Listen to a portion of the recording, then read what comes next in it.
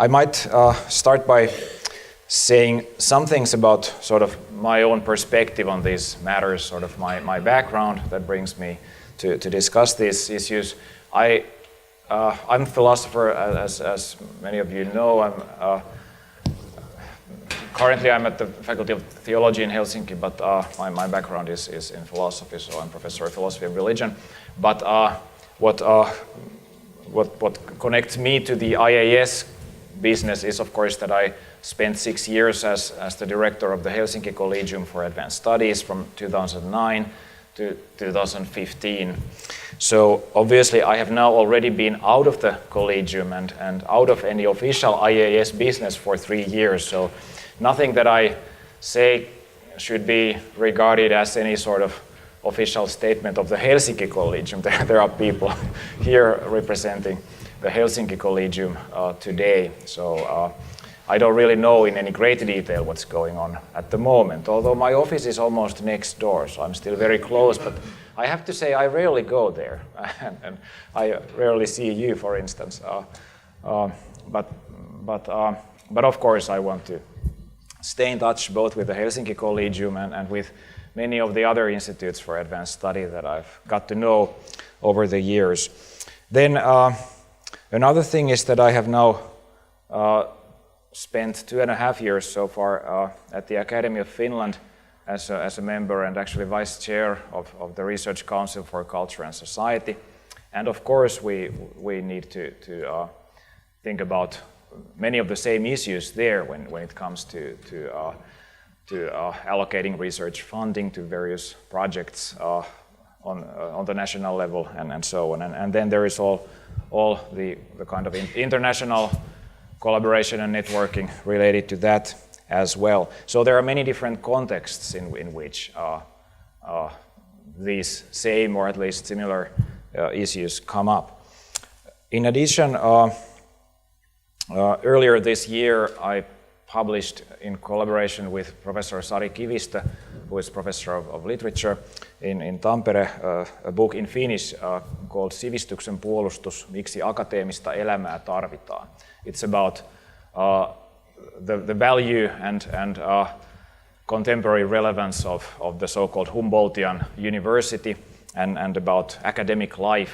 So that's also part of the background of what I'm now going to talk about. But of course, many of this is probably familiar to those of you who have heard some previous talks of mine on similar issues. But I think I should start by saying something about what I think an IAS is. So it's clear that there has been like a wave or kind of an emergence of a number of even dozens of institutes for advanced study all over the world, also in many European countries over the past few decades. And one reason might be that for that phenomenon might be that somehow academics increasingly feel that there should be these places where there is still room for like bottom-up curiosity-driven, researcher-driven basic research, and universities should somehow support this. And so it seems that the number of institutes of this kind have emerged over the past decade or two. And I'll say something about the history of these institutes in a minute. And of course, as we have already discussed, this type of institutes are typically strongly interdisciplinary. Whatever that means, we had already our sessions today focusing on that concept, and we should continue to discuss that. And then obviously they also aim at being strongly international and aim at recruiting scholars from basically from all over the world. Now, at the same time, of course, they mostly recruit individual scholars. So that is perhaps the sort of key issue, and maybe if you want to call it a tension, or maybe we can discuss the question if there is a tension there, if there is a tension between the interdisciplinarity or the aims of the Institutes for Advanced Study regarding interdisciplinarity and the focus on individual fellowships and individual scholarly excellence. So we might say that the IASs are above all, they intend to enhance scholarly excellence. That's actually at least it was in the sort of official description of the aims and goals of the Helsinki Collegium for Advanced Studies. Maybe it's still on the website.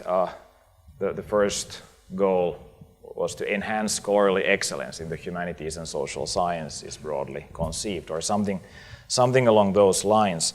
But I would like to add that typically, or at least most IASs also very strongly emphasize academic freedom, and I will also say a few words about that and talk about the importance of academic freedom in this context.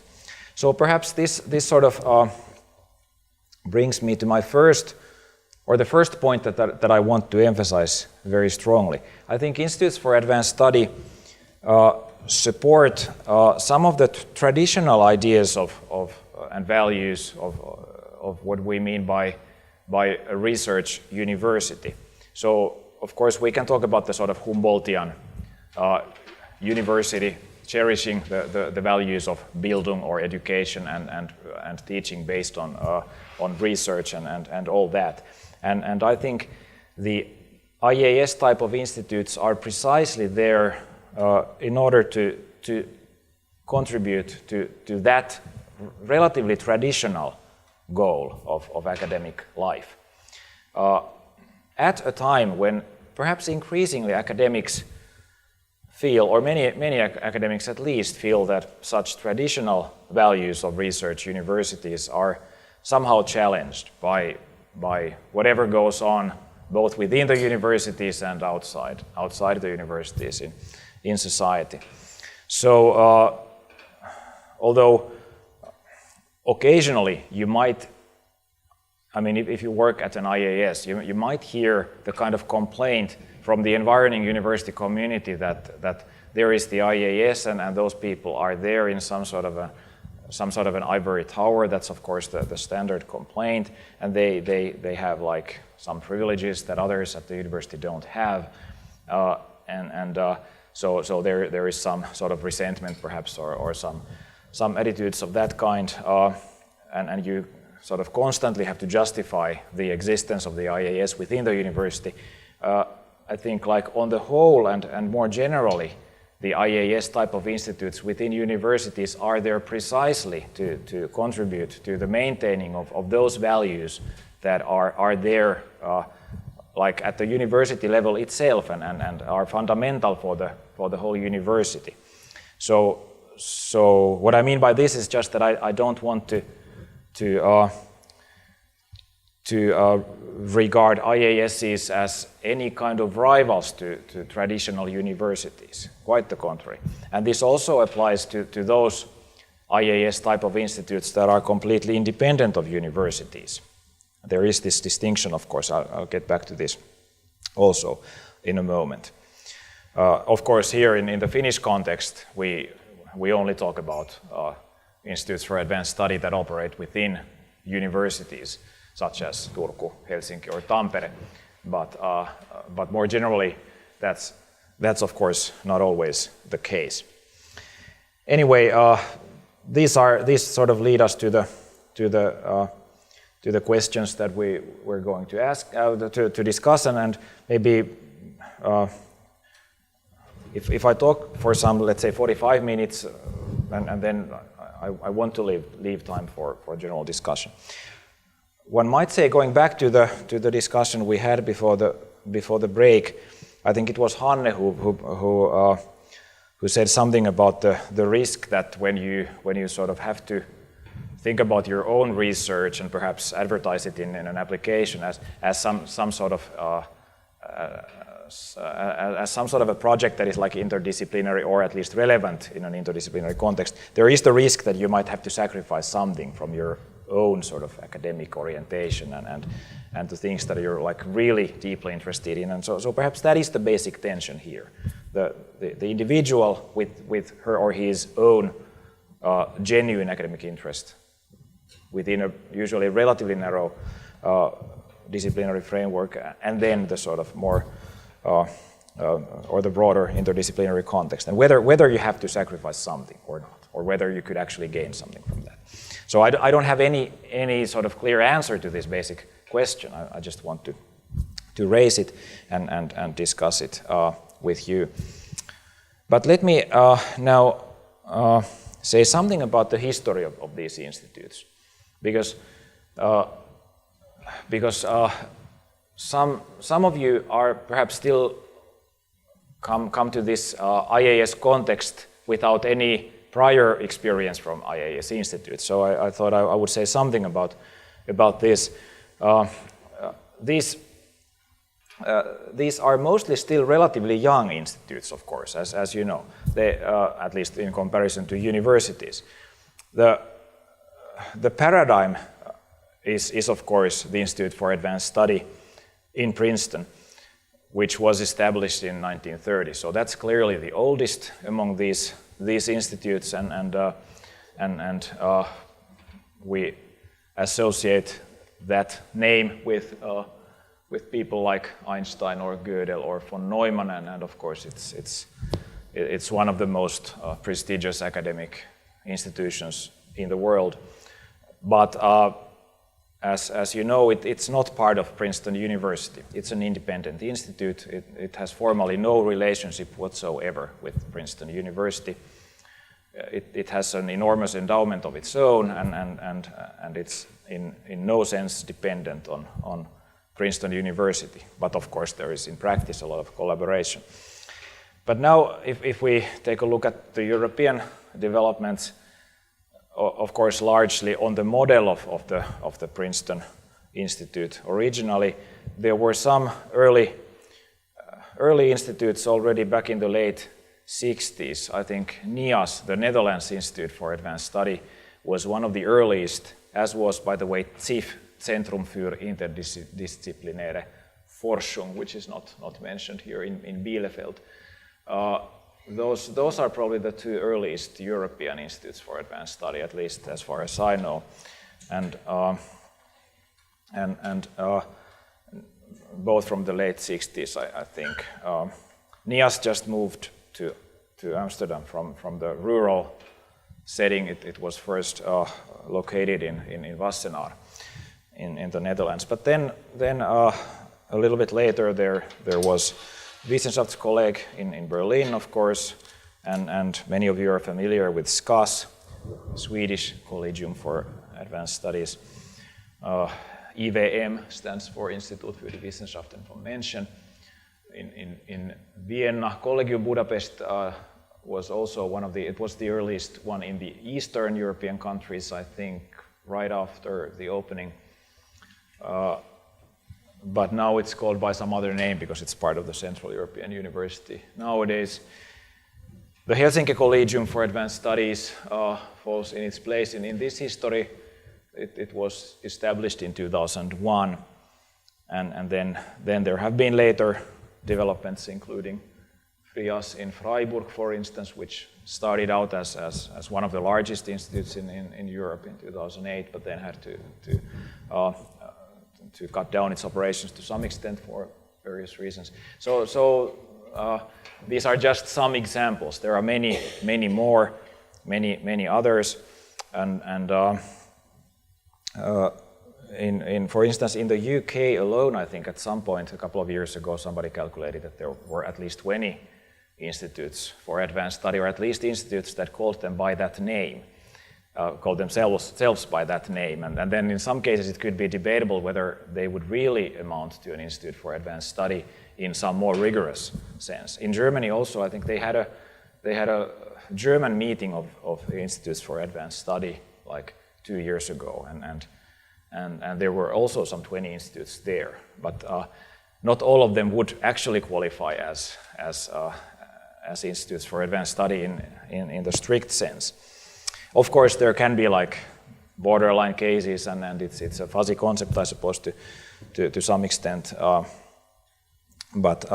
And also there are clearly cases where some institutes use that label, but don't really, for instance, have any genuine fellowship program, which already would I guess be like a decisive criterion. But then there are also some relatively new and already rather prestigious institutes, like the one in Aarhus, Denmark, that was established only in maybe 2011 or 12, so relatively recently, and it has grown into a major player on the European scene. It first took its model from Helsinki. They came to us to discuss the concept, and so we were happy to be helpful in the beginning. But now it seems that it's perhaps internationally better known than the Helsinki Collegium. Now in Finland, the HCAS, the Helsinki Collegium, was established in 2001. Then I think the Institute for Advanced Social Research in Tampere in 2003, although not initially by that name, and then IAS obviously 10 years ago. So those are the Finnish institutes so far. At some point there were also some really tentative discussions of whether to try to establish something like a Finnish Institute for Advanced Study, a national thing. But that never sort of got off the ground, really. It was always a problem to open that kind of discussions, because, of course, the universities to some extent compete against each other, and it would be difficult for them to establish such a joint collaborative institute.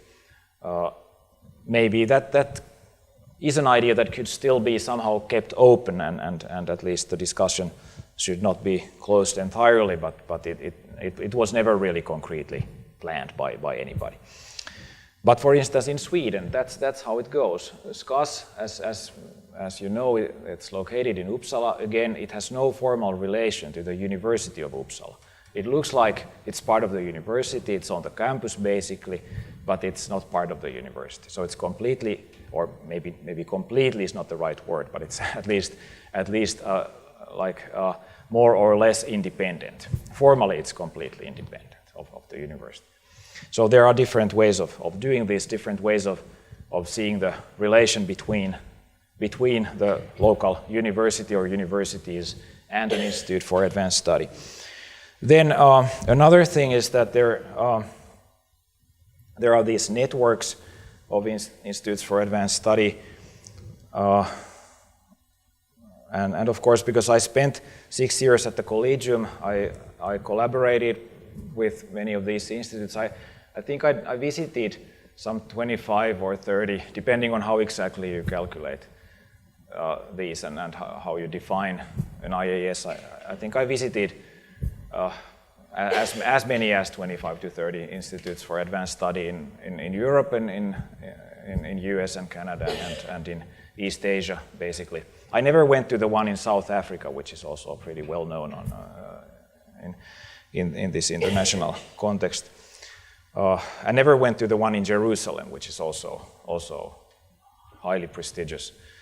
But most of the European institutes I at some point visited. But then, of course, there are many of these new ones that have emerged relatively recently. And somebody calculated maybe 2 years ago that there were more than 200 already that used that label. And then I think you already have to stretch the concept a little bit in order to get that many. Anyway, now one concrete goal for TIAS might be in the future to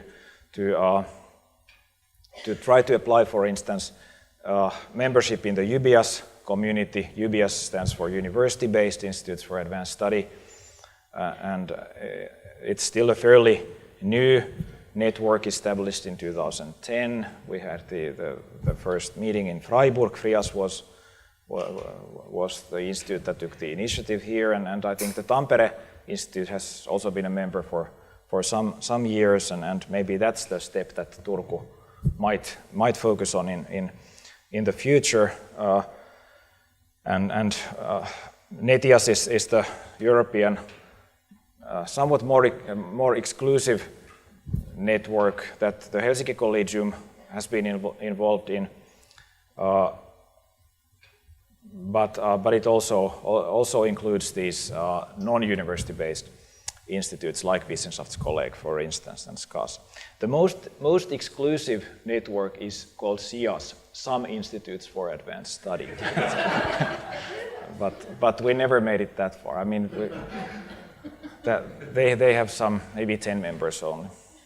But that was on the agenda, but then, then things changed. There were, the Finnish government got the university funding, and the University of Helsinki reorganized its admin, and everything changed. And so maybe in the future, then there are other networks like ECHIC, European Consortium for Humanities Institutes and Centers, for instance. But then it already then there are all kinds of different institutes, and then also clearly non-IAS type of institutes. And then I'm not sure how valuable that kind of networking is.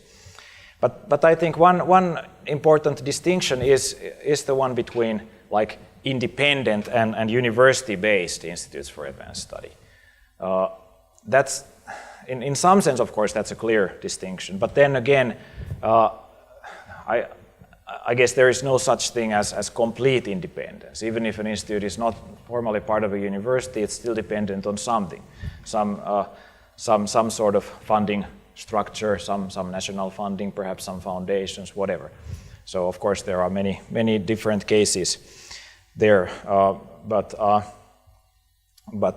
whatever the dependence structure is, somehow the institute has to justify its existence and develop its activities so that it proves important and relevant and valuable to whoever and whatever it is dependent on. Then if we look at these networks, for instance, they typically include as members institutes that have some sort of relative autonomy. Even if they're parts of universities, they ought to be semi-autonomous in the sense that they recruit their own fellows, for instance, or have their own fellowship program. Typically, they would have to have some sort of premises of their own, and they would have to have a genuinely open, internationally open fellowship program. I guess those would be like the key criteria, in addition to some sort of like a reasonable expectation of stability regarding funding. And I mean, an institute for advanced study cannot be just like a 5-year project. It has to be semi-permanent at least. So an institute for advanced study cannot be just like a research funding program within a university, for instance. That's not an institute for advanced study. So I suppose these things are all familiar, but then of course we could look at the member institutes of some of these networks and then look and see how exactly they fulfill these criteria. But basically something like this would be expected. Now, then if these institutes have to justify their existence, that's one of the main issues that an institute director has to discuss, I suppose, with the university management and also the more general academic community. I guess, of course, one question that we all consider at some point is whether our work is somehow useful, whatever we do, how it benefits the rest of the university, the rest of society, or whoever is interested in or ought to be interested in what we're doing. Now, and this, of course, although I'm not here explicitly discussing missions, missions were discussed by Flora earlier today, and perhaps this could be seen as sort of implicitly relevant to that discussion, but I'm not going to that topic explicitly anymore. So I think like basically IASs have been designed to host basic research that is not expected to directly benefit society or anybody, but is primarily motivated out of like purely academic interests. And so we might say, like, to put it in a sort of solemn manner, we should say that IAS fellows, what they are doing is truth seeking. They are in the pursuit of truth, and that's their business as individual scholars recruited by the institute. And of course they engage in critical discussion and reflection, but ultimately that is also something that aims at the truth. In contrast to aiming at some sort of narrowly conceived practical utility. Although, of course, that's not to say that whatever their topics and research results are, that they couldn't be relevant to society. Of course they can. Now, then they, of course, as we've been discussing this throughout the day, the individual fellows participate in interdisciplinary work and interdisciplinary discussions, but this doesn't mean, or I think it shouldn't mean, that they would have to work in some sort of interdisciplinary groups or pursue interdisciplinary, like strictly speaking, interdisciplinary projects. Their own individual projects can be rather specific and within traditional disciplines, but in some sense they ought to be communicable across disciplinary boundaries. At least at some point at the Helsinki Collegium in the recruitment process, I think we used the phrase interdisciplinary potential. So a fellow, or when somebody applied for a fellowship, they would have to explain what the interdisciplinary potential of their work is, instead of having to claim their work to be actually interdisciplinary. So we made that kind of distinction there. I'm not sure if it's still there in the instructions.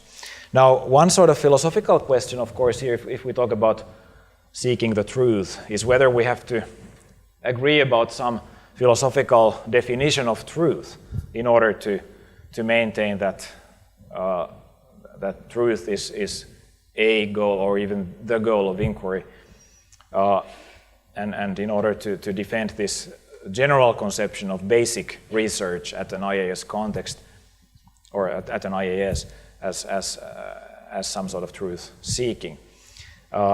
I don't think we need to go that far. We don't need to take any stand on philosophical debates on the concept of truth. No matter which theory of truth we hold, we should be committed to the idea that research in some sense pursues the truth. We just have to I think we should maintain that truth in some sense matters. So I guess the kind of work in the IAS type of institutes, especially in the humanities and social sciences, it's not only challenged by like outside challenges, as we might say, like technocratic ideas in the environing society, or perhaps scientism somehow privileging the natural sciences instead of the humanities, but also maybe from within by some sort of radical relativism or postmodernist ideas within the humanities themselves, which might in the end seem to lead to some sort of a collapse of the notion of truth itself. So I think we ought to keep up the idea of critical truth seeking, whatever we mean by truth. And that's of course a philosophical issue. The only philosophical view that would be excluded by these reflections would be the kind of radical relativism that would claim that truth doesn't really matter at all, or there is no point in seeing truth as any sort of goal of inquiry, that inquiry is just conversation or whatever. So that's just like a philosophical side remark at this point. However, when we need to discuss with well, with anybody, with the university rector or with some people in society around us, whether our work is useful, whether this sort of curiosity-driven academic research or basic research is valuable.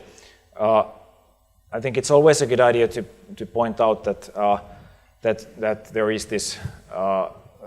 is this unexpectedness in research. This was also referred to already in the early talks and discussions today, and this kind of research may be useful or beneficial in quite unexpected ways.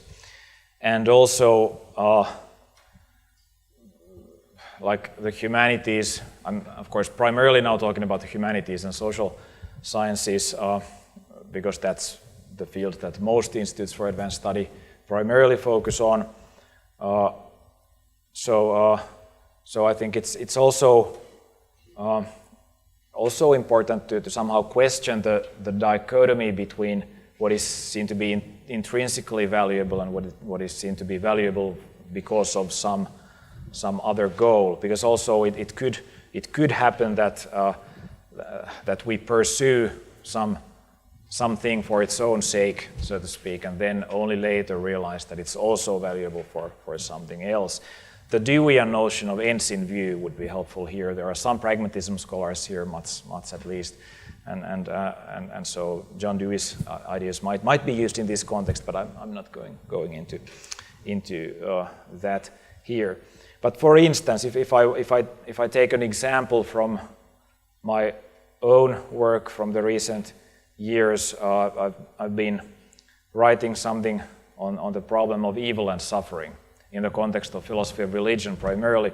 Now we might ask whether it's somehow intrinsically valuable to understand better the nature of human suffering in its historical, philosophical, social, cultural aspects or whatever aspects.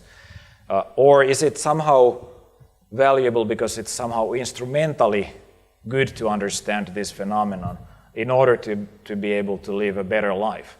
So I'm not sure if this contrast is even very useful in itself. Of course, we can discuss this later. So what I mean is basically that it's in some cases it's not so clear how exactly to define or to distinguish this sort of instrumental usefulness from something that is like intrinsically valuable. Maybe it would be a kind of a pragmatist move to question this distinction itself. Anyway, so it goes well together with this to emphasize that it's fundamentally important to continue this sort of critical discussion of what can and what should be meant by usefulness in this context. When the famous Princeton IAS was established, its founders argued that basic research that is pursued not out of any immediate concerns for any kind of usefulness, but out of pure intellectual curiosity, is in the long run the most useful thing.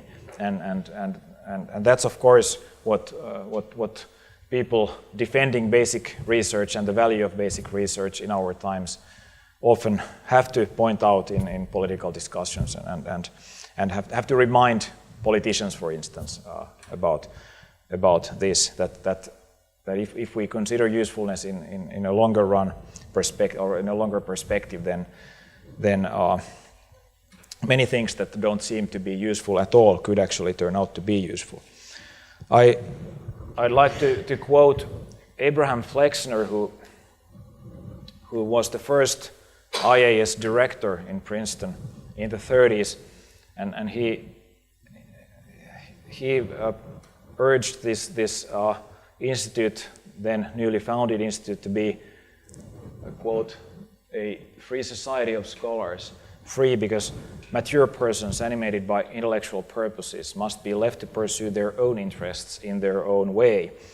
And then in 1939, Flexner published an essay titled The Usefulness of Useless Knowledge, recently reissued as a small book by Princeton University Press.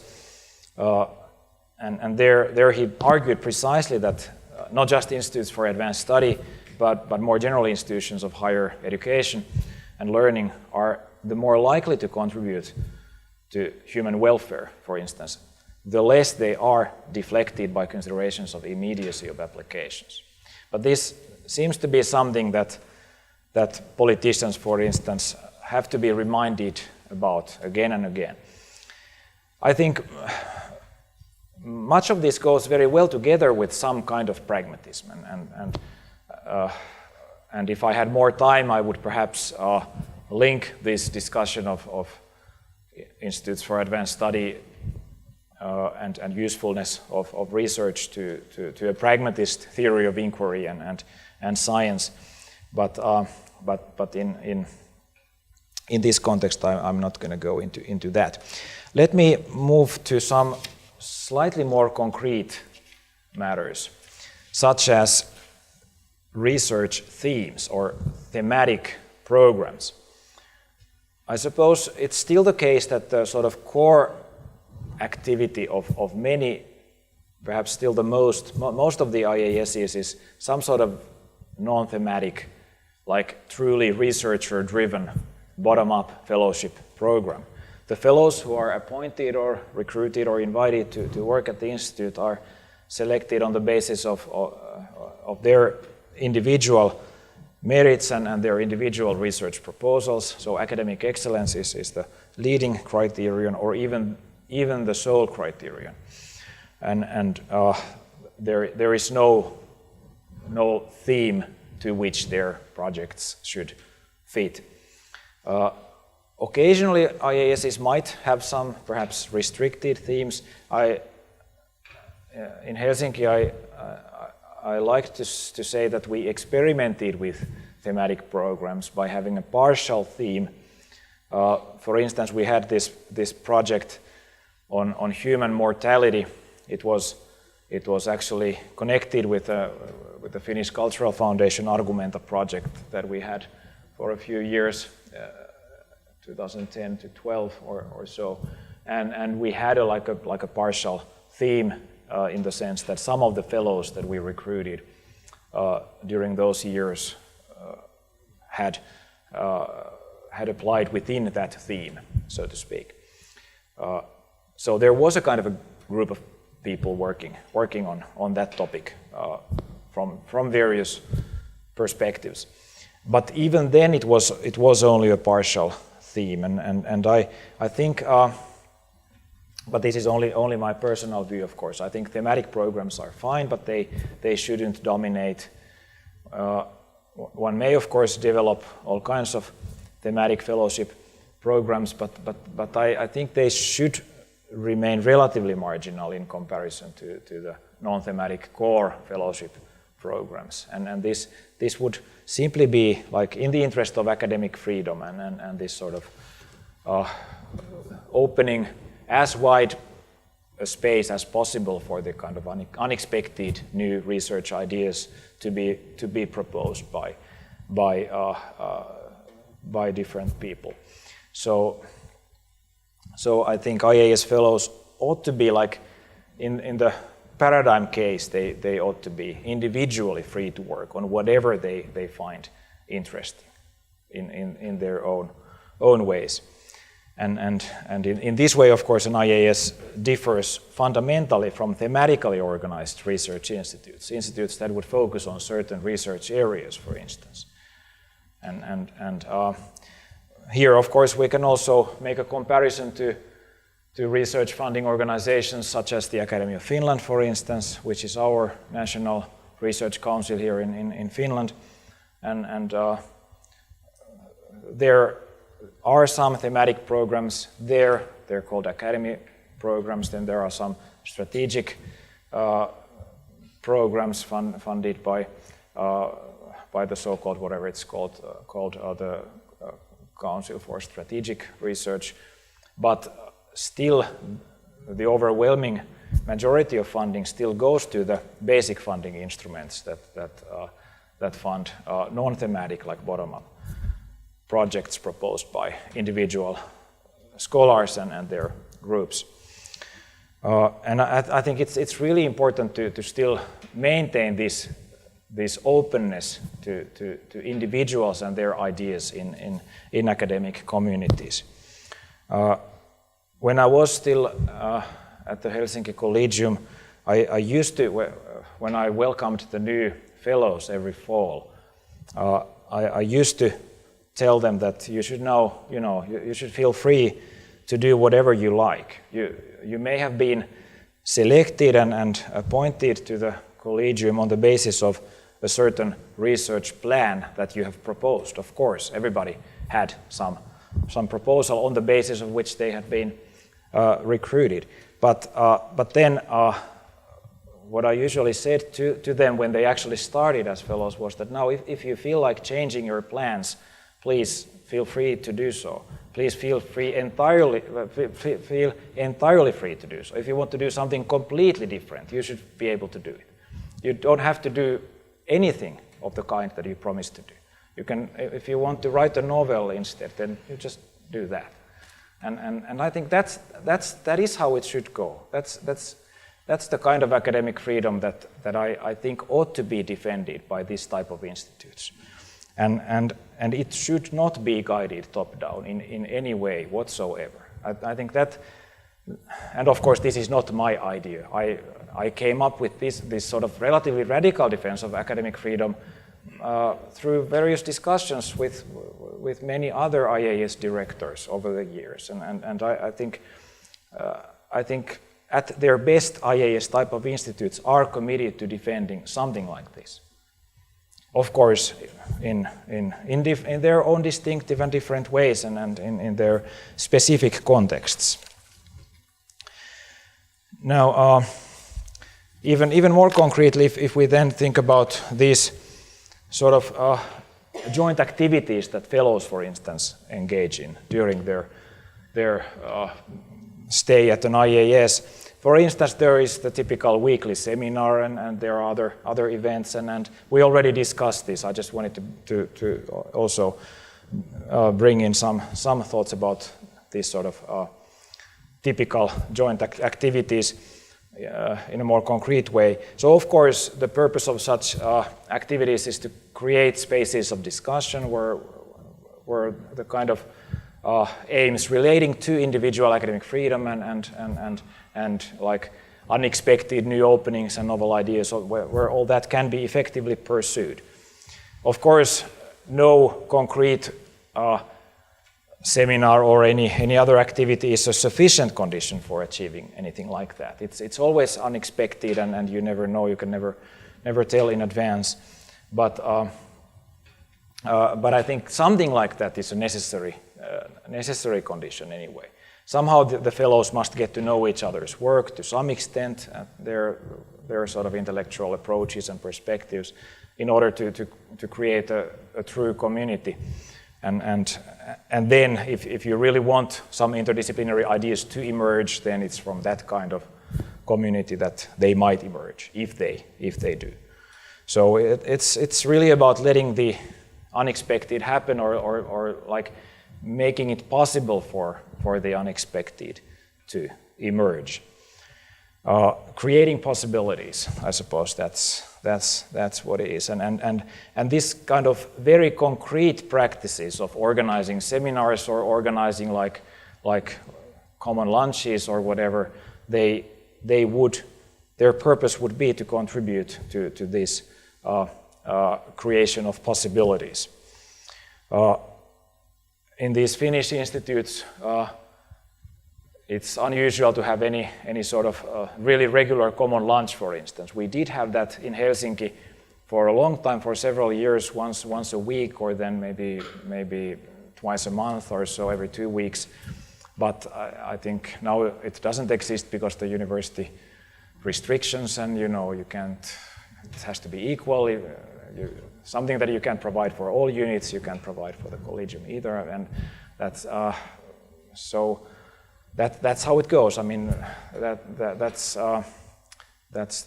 the current situation in Finnish universities. If you go to SKAS, to Uppsala, you have to get the director's permission to skip lunch.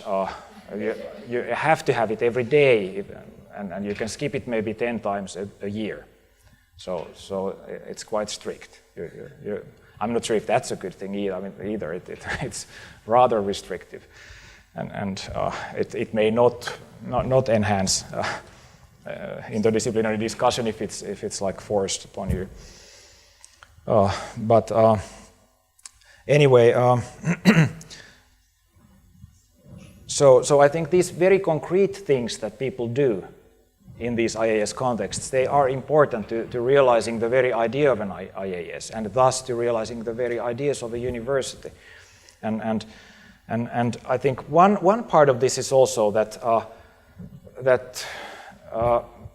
part of this creation of possibilities, where you can sort of have new ideas emerging, is this need to take seriously and support and cherish the diversity of ideas and a certain kind of pluralism and anti-dogmatism. The willingness to hear different academic voices, not forcing everybody to do the same. And I think that could be a value that IASs could develop. In the humanities and social sciences today, I suppose there are many sort of more or less narrowly focused schools of research, and like, for instance, certain methodological orientations, and I think it's in a way contrary to the spirit of academic freedom and the values that go together with that spirit to somehow force people to work within a certain methodology, for instance. Of course, it again depends on the field of study and what you are actually doing, but I think in an IAS context in particular, it's important to take seriously the individual's reasons for doing what they find best, even if it doesn't fit any particular trendy school of thought, for instance, at the moment. So I think that ought to be taken very seriously.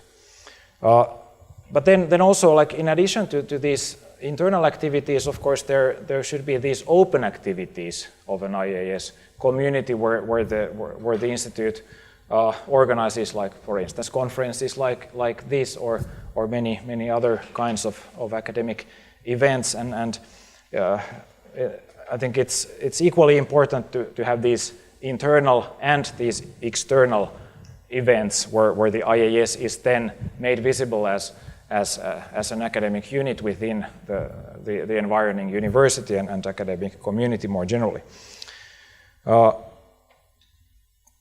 So what else? I guess my sort of basic message in discussing this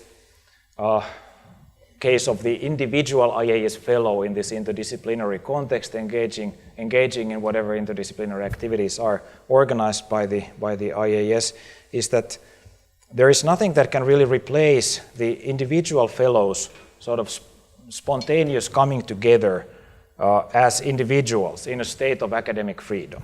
I think that's essential, and no thematic top-down management or organization can replace that, and that's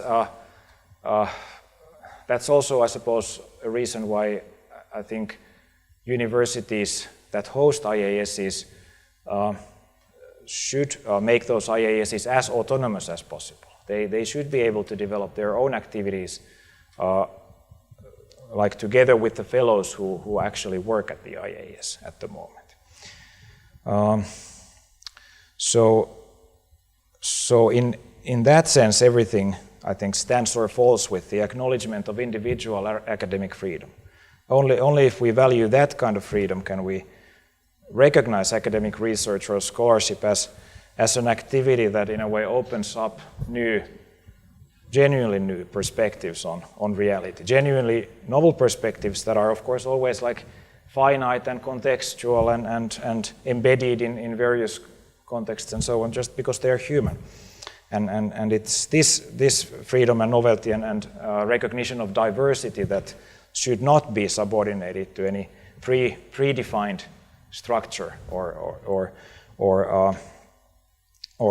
predefined goals that would come from the outside, so to speak.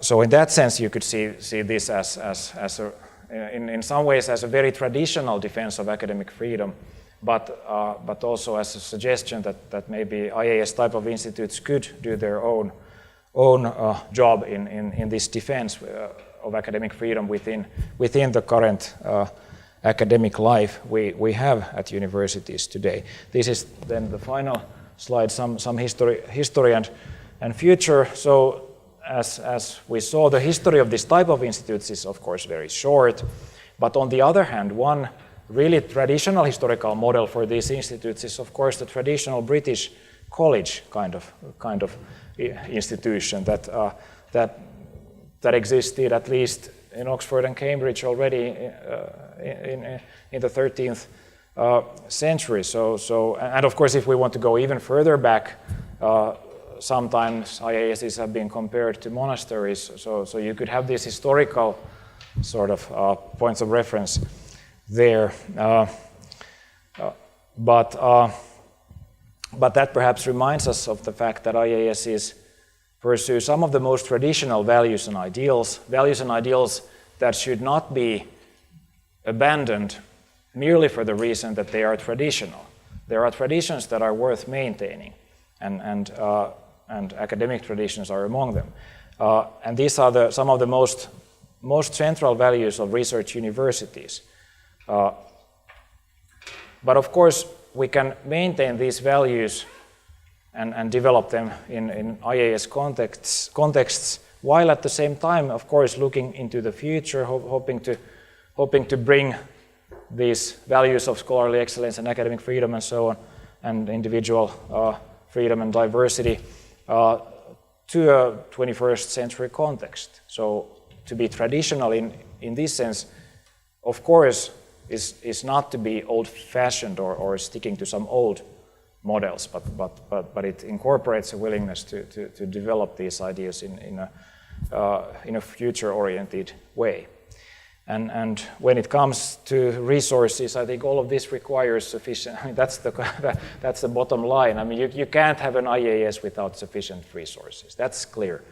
To have an institute like the Wissenschaftskolleg, it costs an enormous amount of money, and Finnish universities can't probably do that, but we can perhaps do with our modest resources something similar to some extent, and it's also possible to have a relatively small scale institute for advanced study that still does all these good things things that I think are good things that I've been talking about here. It doesn't have to be an enormous institute. Typically, these institutes are relatively small, and I think, for instance, the size of the TIAS is ideal. I think in many ways, something like 20, 30 fellows is a good size for an institute for advanced study, and many of these things that we've been discussing can be done precisely in an institute of that size. But I think even if the resources are crucial, I think if we don't maintain this academic freedom that I've been talking about, then there is no point in really developing this type of institutes. Okay, maybe that's more or less what I wanted to say today. So thank you again very much for having me. Thank you.